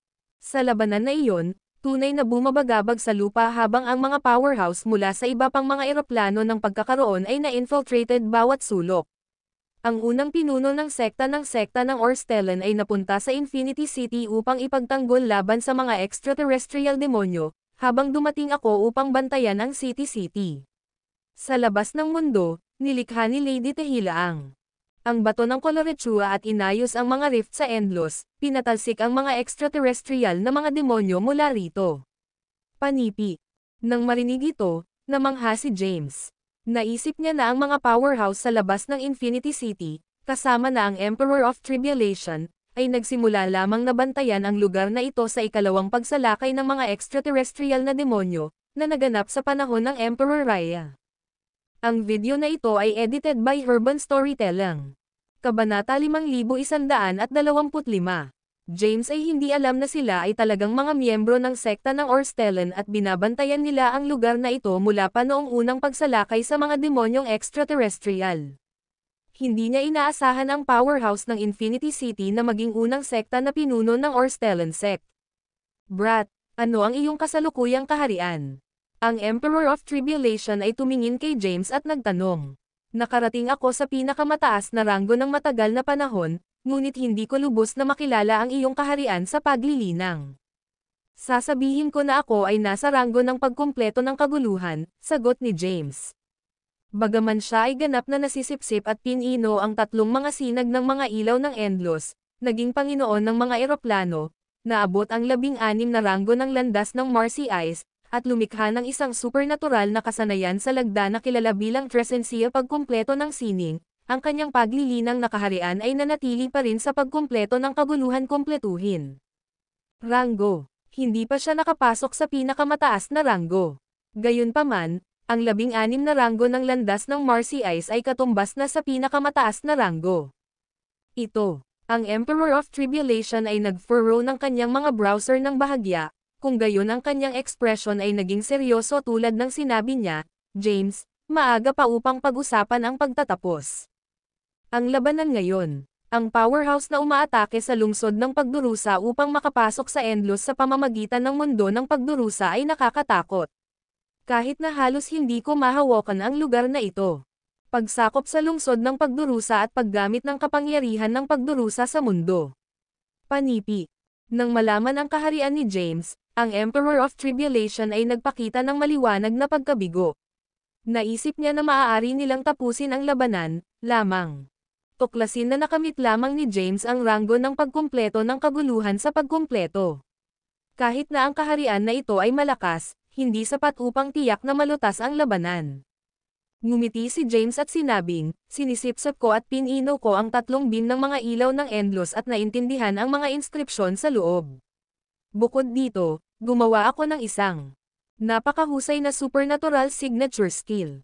Gayun din, ako ngayon ang Lord of Planes, na may kakayahang magamit ang kapangyarihan ng eroplano ng Endless. Hindi dapat magkaroon ng problema sa pakikitungo. Kasama ang labanan sa pinakamalalim na bahagi ng mundo ng pagdurusa. Panipi. Ang Emperor of Tribulation ay tumingin kay James at sinabi, James, naisip mo ba ito ng malinaw? Palagi akong nasa pagtatanggol. Kapag binuksan natin ang Pormasayon at iwanan ang lungsod, mawawala ang lungsod ng kapigatian kung mabaigaw tayo. Ang extraterrestrial demon ay papasok sa Endless sa pamamagitan ng mundo ng pagdurusa, na nagiging sanhinang ang mundo ng pagdurusa upang masira at isa sa ilalim ang buong eroplano ng Endless hanggang sa patuloy na pagdurusa sa langit. Panipi. Same time na sagot ni James. Maingat kung isinasaalang-alang ito. Naiintindihan ko ang gravity ng sitwasyon. Ang isang soberanong pangatlong ranggo ng powerhouse ay lumitaw na sa labas ng mundo. Kailangan nating lutisin ang mga labanan sa mundo ng pagdurusa at ang Infinity City bago makitungo sa kanya. Nang makita ang tiwala ni James, ang Emperor of Tribulation ay nanatiling tahimik. Tumayo siya at tinapik si James sa balikat, at ang kanyang aura ay agad na umakyat sa rurok nito. Tulad ng sinabi niya, sige, sumali tayo sa mga puwersa ngayon upang maalis ang Demon Laird sa pinakamalalim na bahagi ng mundo ng pagdurusa. James, hindi mo lubos na nauunawaan ang powerhouse na umaatake sa mundo ng pagdurusa. Hayaan mo akong bigyan ka ng isang maikling pagpapakilala. Nagpatuloy ang Emperor ng kapigatian. Ang powerhouse na sumalakay sa mundo ng pagdurusa ay kilala bilang Demon Laird. Maaari niyang maiwasan ang mga patrol ng eroplano at ipasok ang anumang eroplano mula sa mundo ng pagdurusa. Ang kanyang kaharian sa paglilinang ay mabisang. Naabot niya ang huling yugto ng soberanong unang ranggo. Halos hindi ko siya pigilan sa pamamagitan ng paggamit ng pagbuo ng lungsod ng kapigatian at paggamit ng kapangyarihan ng mundo ng pagdurusa. Panipi. Ang Emperor of Tribulation ay nagbigay ng ilang impormasyon tungkol sa Demon Laird. Nang malaman ang kanyang ranggo, nadama ni James. Ngumiti siya at sinabing, nabantayan mo ang lugar na ito sa loob ng maraming taon at pinoprotektahan ang kaligtasan ni Endless. Ako. Pangasiwaan ang paparating na labanan. Maaari ka lamang manood mula sa City. Panipi. Tiwala ka ba? Ang emperador ng pagdurusa ay tumingin kay James nang walang pag-aalinlangan. Naabot lamang ni James ang ranggo ng pagkumpleto ng kaguluhan sa pagkumpleto. Sa kabila ng pagiging Panginoon ng mga eroplano, ang Emperor of Tribulation ay mayroon pa ring ilang mga alalahanin. Haha, tumawa si James ng buong puso at sinabi, masiyahan ka lang sa palabas mula sa mga pader ng lungsod. Sa katiyakan ni James, ang Emperor of Tribulation ay wala nang sinabi. Ang dalawa sa kanila ay mabilis na umalis sa mansyon ng lungsod at muling lumitaw sa itaas ng mga pader ng lungsod. Tumayo si James sa dingding, na nakatingin sa makapal na nakapak na madilim na ulap at ang karamihan ng mga monsters sa labas ng Pormasayon. Habang papunta siya sa labas ng lungsod, nakatagpo niya ang pagbuo ng kapigatian ng lungsod. Kung paanong ang Emperor of Tribulation ay malapit nang buksan ang Pormasayon upang palayain si James, pinadali ni James ang pagbuo ng madali. Ang brat na ito, Ang emperor ng face ng kapigatian ay nagpakita ng isang pahiwatig ng pagkabigla. Ano ang hindi ka pani-paniwala na lakas? Panipi. Ang video na ito ay edited by Urban Storytelling. Kabanata 5126. James ay umalis sa lungsod, na walang kahirap-hirap na itapon ang pagbuo ng lungsod ng kapigatian na idinisenyo upang palayasin ang mga pagsalakay sa demonyo ng extraterrestrial. Kasama si James. Nakatuon sa paglutas ng labanan, hindi na kinakailangan ang pagbuo. Ang pagbuo ay nawala ng lubusan matapos itapon ito ni James, at sa paglaho nito, isang kawan ng mga monsters na lumusot mula sa lahat ng mga direksyon. Tumayo si James sa walang bisa, na nakikita ang mga walang pag-iisip na monsters na papalapit. Sa pamamagitan ng isang alon ng kanyang kamay, tinawag niya ang isang malakas na puwersa na agad na singaw ang mga paparating na monsters. Nagpapatuloy siya, naglalabas ng isang sobrang nakakatakot na aura. Habang siya ay lumipat, ang bawat halimaw sa kanyang landas ay sumangga, nabawasan sa abo. Malayo sa lungsod ng kapigatian, napansin ni James ang maraming spatial black hole. Hindi mabilang na mga monsters ang nagbubuhos mula sa mga itim na butas na ito. Alam ni James na sa loob ng mga spatial black hole na ito, maraming mga ina na ang misyon ay upang makabuo ng mga kakila-kilabot na monsters. Si James ay casual na nagsasaad ng mga mahiwagang inskripsyon na pumasok sa mga spatial black hole na ito. Sa mga kulog na pagngangalit, ang mga itim na butas ay nagsimulang masira at sumabog, nawawala sa wala. Sa loob, agad na tinanggal ang mga ina. Bilang isang resulta, ang bilang ng mga monsters ay lumabo. Habang sumusulong at nag-aalis ng mga monsters, naabot ni James ang isang liblib na rehiyon ng City, na matatagpuan sa labas ng mundo ng pagdurusa at nito. Magulo ang puwang. Sa rehiyon na ito, mayroong isang lungsod na nasuspine sa loob ng magulong espasyo. Ang mga pader ng lungsod ay pinamamahalaan ng hindi mabilang na mga sundalo na nakasuot ng itim na sandata at armado ng mga sibat.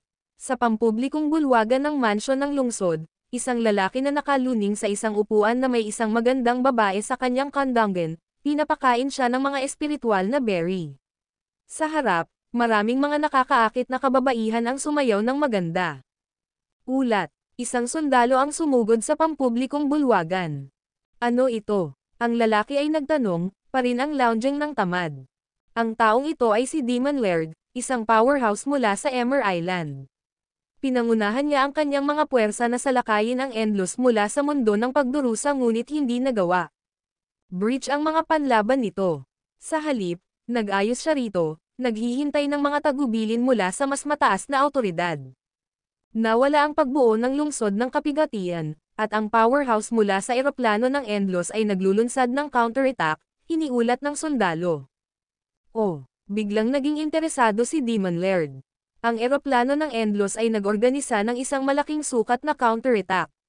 Medyo nakakaintriga. Matapos ang mga taon ng Catamaran, ako. Sa wakas ay may dapat gawin. Ipadala ang order para sa lahat na maghanda para sa labanan. Panipi. Hindi, isa lamang itong nabubuhay na umalis sa lungsod. Ano, si Demon Laird ay nahuli, ngunit mabilis na hinawakan ang sitwasyon at tinanong, ito ba ang emperador ng pagdurusa na nagbabantay sa City, Gurgen? Zerel. Panipi. Hindi siya. Naririnig ito, si Demon Laird ay mukhang hindi nag-aalangan at nagbulong, kung hindi siya, kung sino ito. Itinulak niya ang kagandahan sa kanyang kandanggan, tumayo, at ibinigay ang order, maghanda para sa labanan. Pagkaraan, umalis siya sa mansyon ng lungsod at lumitaw sa mga pader ng lungsod. Nang makarating sa mga pintuan ng lungsod, nakita niya na nawala ang proteksyon na porma sayon sa paligid ng lungsod ng kapigatian. Ang kanyang ekspresyon ay naihilawan sa kaguluhan. Ang video na ito ay edited by Urban Storytelling. Kabanata 5127. Sa loob ng maraming mahabang taon, siya ay napigilan ng proteksyon na porma sayon, hindi kailanman masira ito. Ngayon, ang pagkakataon ay sa wakas ay dumating. Ang pagbuo sa paligid ng lungsod ng kapigatian ay nawala, at ang kanyang sandali upang lumiwanag ay dumating. Sa sandaling ito, nakita niya ang isang tao na naglalakad sa walang bisa. Ang taong ito ay nakasuot ng itim na damit, naglalabas ng isang makapangyarihang aura na nawawala ang bawat halimaw sa landas nito. Sino ito? Ang kanyang aura ay medyo malakas. Kailan lumitaw ang gayong kakilakilabot na powerhouse sa eroplano ng Endlos? Sensing James aura, ekspresyon ng Demon Laird.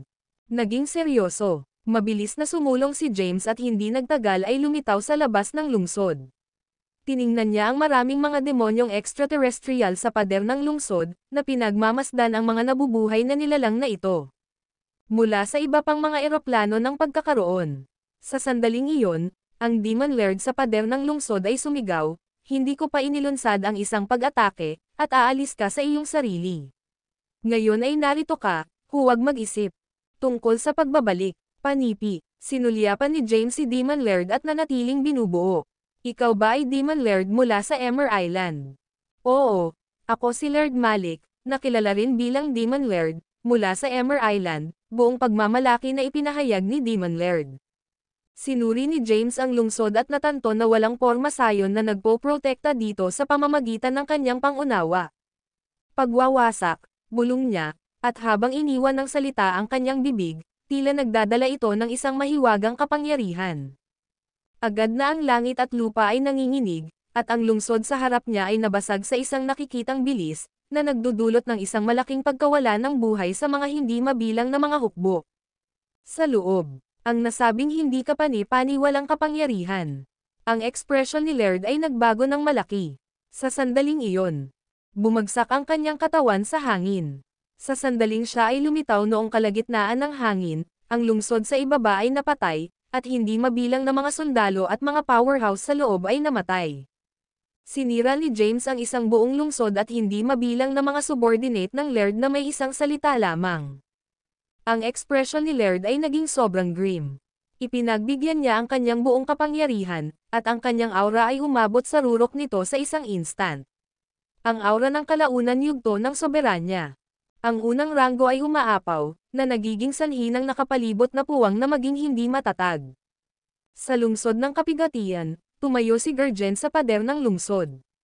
Senseng ang aura na nagmula sa pinakamalalim na bahagi ng mundo ng pagdurusa, huminga siya ng malalim at binulong sa kanyang sarili, tulad ng isang makapangyarihang aura. Isang powerhouse. Mula sa susunod na yugto ng soberanong unang ranggo ay lalabas na. Nagtataka ako kung makatiis ito ni James.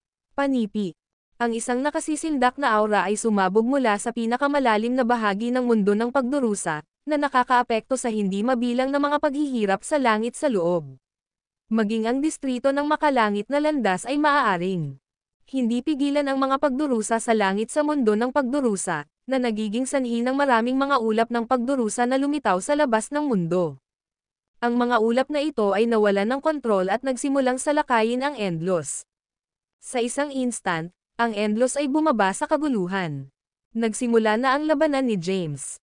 Si Haring Marcy Ice mula sa sekta ng Orstellan ay naramdaman ang magulong kapangyarihan na nagmula sa mundo ng pagdurusa at ang hindi normal na langit. Ang mga paghihirap na lumilitaw sa buong Endlos. Bahagyang nagbago ang kanyang ekspresyon.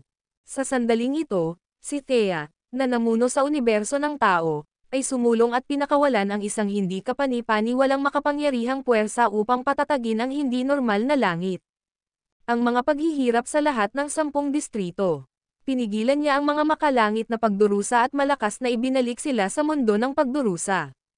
Kasunod nito, sumali sina Thea, Wyatt, Taran, at Haring Marcy Ice upang maisil ang Endlos at pigilan ang kapangyarihang nagmula sa mundo ng pagdurusa. Sa pinakamalalim na bahagi ng mundo ng pagdurusa, isinagawa ni Laird ang kanyang buong kapangyarihan. Ang kanyang aura ay kasing lakas ng isang Diyos ng digmaan. Nag-crack ang kidlat sa paligid niya.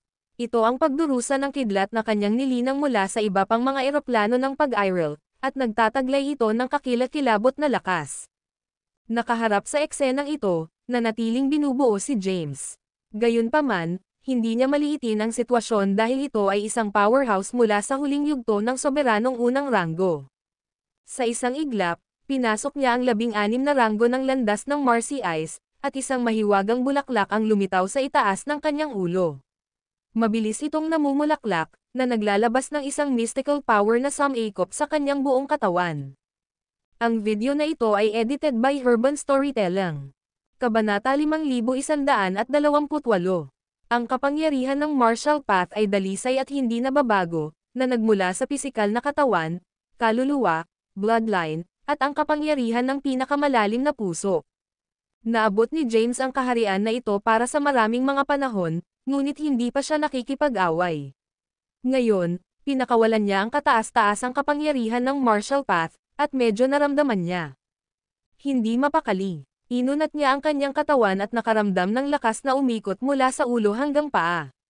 Sa pamamagitan ng isang kalmado at tiwala na pagpapahayag sa kanyang mukha, tiningnan niya si Laird na nasa grind face, na gumagawa ng isang kilos ng paanyaya.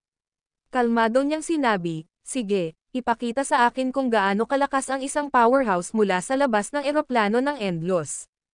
Madilim at kakilakilabot ang mukha ni Laird. Hindi niya maramdaman ang anumang enerhiya ng landas o pagbabago bago kay James.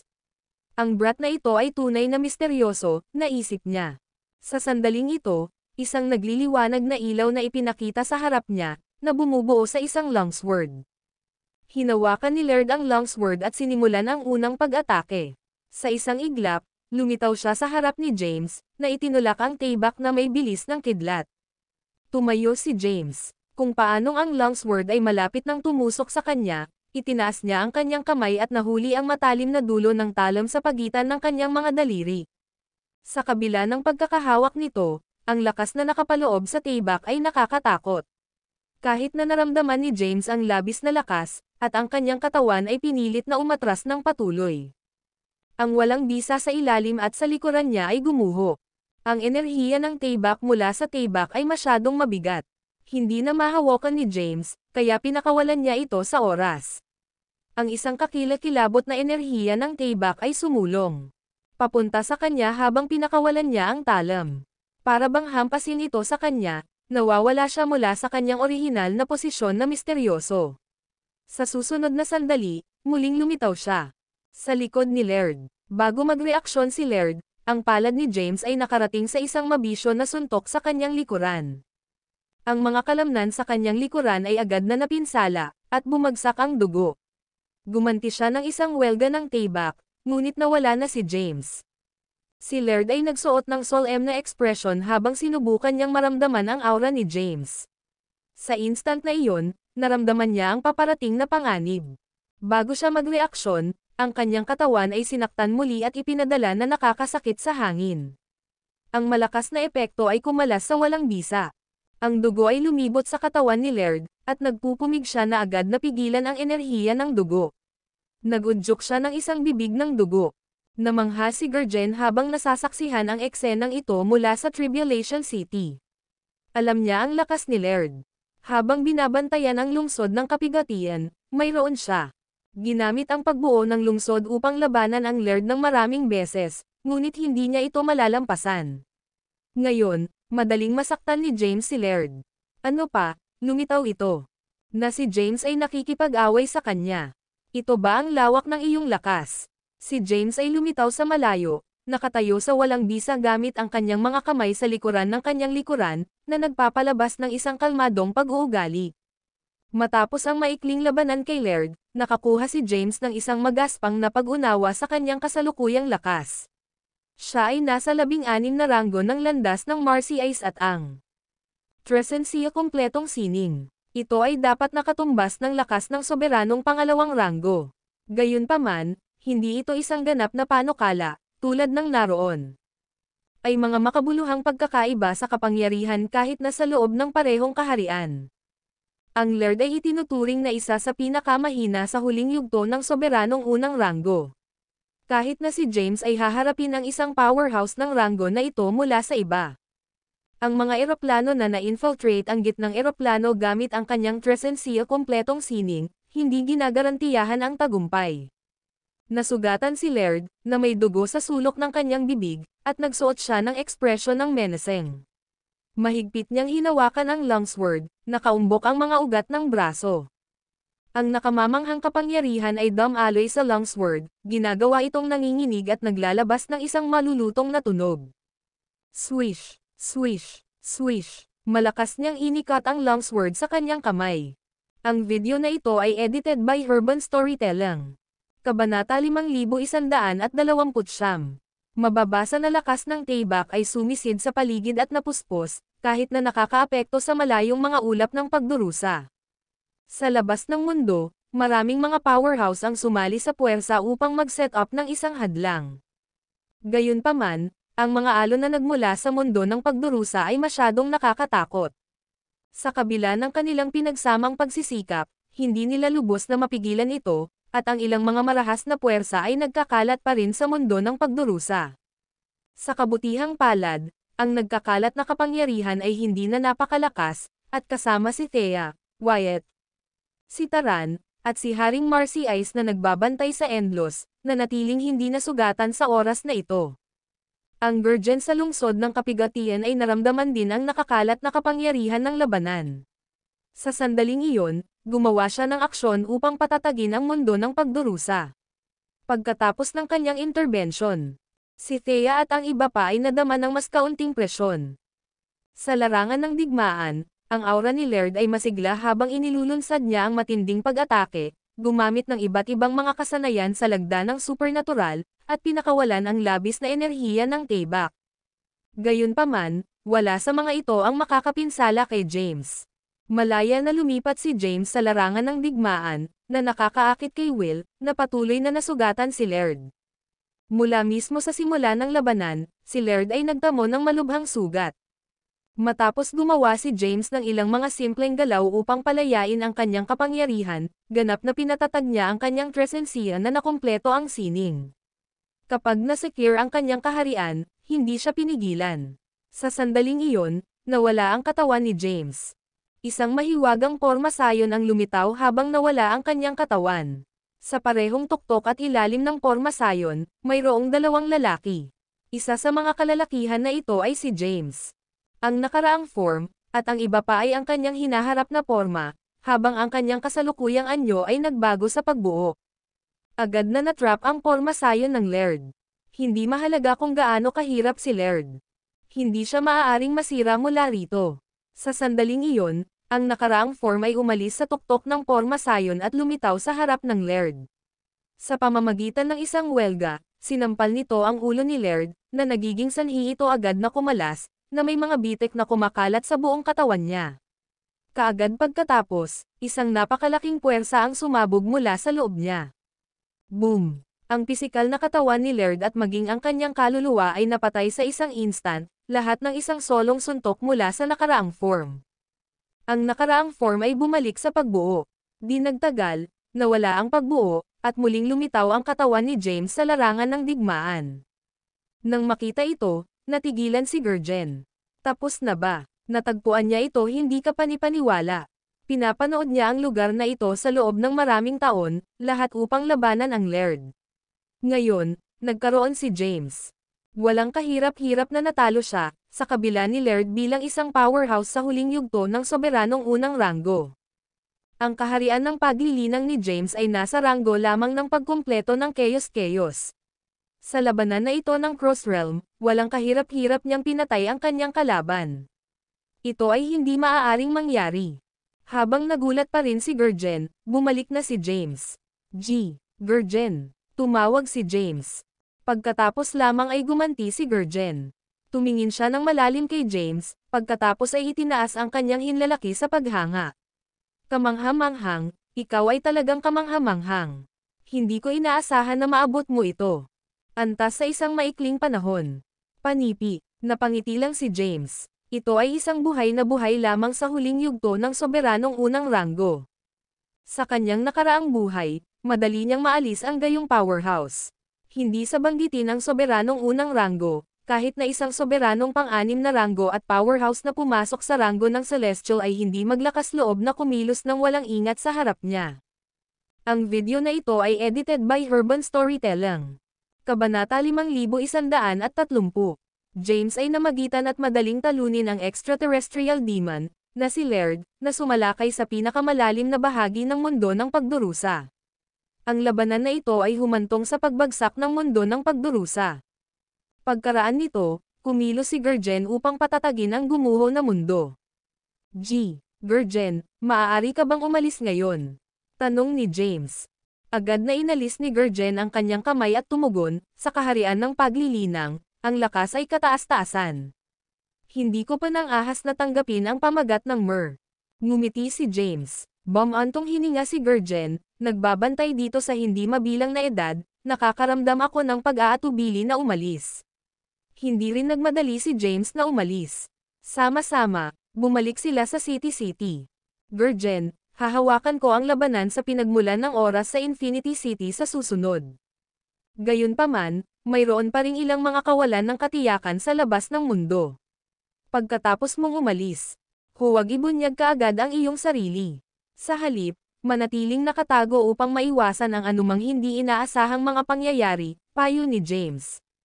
Nagkaroon siya ng maraming mga muling pagkakatawang tao ng mga demonyo ng extraterrestrial sa tabi niya, at nababahala siya tungkol sa potensyal na kaguluhan. Kailangan niya ng Gurjen upang obserbahan mula sa mga anino. Walang problema, sabi ni Gurjen. Mapapansin ko mula sa mga anino. Maliban kung talagang kinakailangan, hindi ko madaling ibunyag ang aking sarili. Nadama ni James na tiniyak sa pag-obserba ni Gurjen mula sa mga anino. Pagkatapos, ang dalawa sa kanila ay umalis sa mundo ng pagdurusa. Matapos ang kanilang pag-alis, hindi agad inihayag ni James ang kanyang sarili. Nagpalitan siya ng mga pagbati kay Gurjen at pagkatapos ay umalis, pumasok sa lungsod ng Infinity. Marami siyang naitala. Mga lungsod ng Infinity at sa wakas ay nakarating sa ika-108 Infinity City. Noong nakaraan, walang ideya si James kung sino ang nagbabantay sa lugar na ito.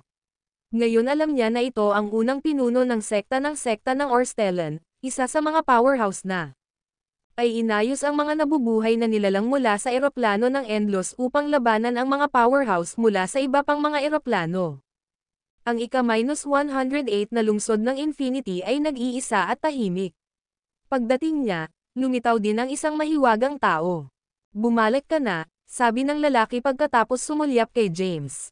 Nakasuot siya ng isang itim na balabal at lumitaw na pagod, malinaw na pagod na bantayan ang lugar na ito. Gayos, binati ni James ang mga kamay na may mga kamay. Dumating ako sa oras na ito upang ganap na maalis ang extraterrestrial demon sa pinagmulan ng oras. Ano ang iyong lakas? Tumingin ang lalaki kay James at hindi makikilala ang kanyang kaharian sa paglilinang. Ngumiti si James at sumagot, nakipag-ugnay na ako sa extraterrestrial demon sa pinakamalalim na bahagi ng mundo ng pagdurusa. Naririnig ito, ang lalaki ay mukhang nagtaka, pagkatapos ay tumango sa paghanga. Ikaw ay tunay na kahanga-hanga. Noong una kitang nakilala, nadarama ko na isang araw ay lalaban tayo. Magkatabi, hindi ko inaasahan na darating ang araw na iyon. Panipi. Gayos, tanong ni James, sino ang extraterrestrial demon sa pinagmulan ng oras, at gaano siya kalakas? Habang pinag-uusapan nila ang tungkol sa extraterrestrial demon sa pinagmulan ng oras, ang ekspresyon ng lalaki ay nag-iisa. Matapos huminga ng malalim, sinabi niya, ito ay A. Powerhouse mula sa isa pang eroplano, isang oras ng control maalamat na powerhouse. Kapag ang mga powerhouse mula sa iba pang mga eroplano ay sumalakay sa Endlos, pinangunahan niya ang isang pangkat ng ang mga powerhouse sa mapagkukunan ng Endlos, pagtatangka upang ilunsad ang isang pag-atake sa Endlos mula doon. Panipi. Ipinagpatuloy niya, hindi ko alam ang kanyang pangalan, ngunit mula sa aking mga laban sa kanya, masasabi ko sa iyo na ang kanyang paglilinang ay hindi bababa sa huling yugto ng soberanong unang ranggo. Nahaharap sa gayong powerhouse, wala akong kumpiyansa na talunin siya ng lubusan. Iyon ang dahilan kung bakit itinayo ko ang 108 mga lungsod ng Infinity sa ilog ng oras, gamit ang mga ito upang labanan siya. Panipi. Nakahinga ng marinig na ang kalaban ay nasa huling yugto lamang ng pinakamataas na ranggo, si James ay nag-shock at sinabing, nabantayan mo ang lugar na ito sa hindi mabilang na edad, at ngayon, ang paparating na labanan ay bumagsak sa akin. Panipi, ikaw lang. Tumingin ang lalaki kay James na may malubhang ekspresyon.